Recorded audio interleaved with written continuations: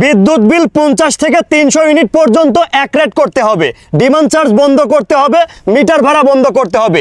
এই সমস্ত দাবির সঙ্গে আপনি একমত কিনা? 50 থেকে 75 ইউনিটের পরেই তারা রেটটা বাড়ায় দেয়, মানে 75 ইউনিট পর্যন্ত আপনার কাছ থেকে এক রেট নেয়, 75-এর পরে আপনি যত ইউনিট পুরাবেন আপনার কাছ থেকে 2 টাকা পর্যন্ত বেশি নিয়ে থাকে তারা।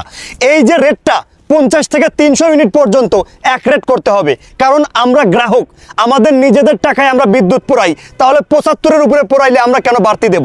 আমাদের নিজেদের টাকায় মিটার কিনে নিয়ে এসে সেই মিটার ভাড়া আমরা কেন দেব? ডিমান্ড চার্জ আবার কিসের? ডিমান্ড চার্জটা আবার কিসের? মানে বাহানা শুরু করছেন। আপনি এই দাবির সঙ্গে একমত কিনা? প্রিয় বন্ধুরা, ভিডিওটা ব্যাপক পরিমাণে শেয়ার করে দিবেন, ভিডিওটা যেন দেশব্যাপী ছড়ায়া যায়। যেরকম ভূমি অফিসে সিন্ডিকেট দুর্নীতি ছিল জমি খারিজের, সেইটা কিন্তু সমাধান হয়েছে।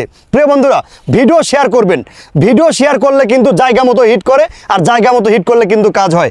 এই যে বিদ্যুৎ বিলটা 50 ইউনিট থেকে যত ইউনিট পর্যন্ত পুরাবো, শুধুমাত্র নট অনলি 300 ইউনিট, 1000 ইউনিট পর্যন্ত আমাদের দাবি এক রেট করা হোক। ইউনিটের দাম কিন্তু দিন দিন বেড়েই চলেছে।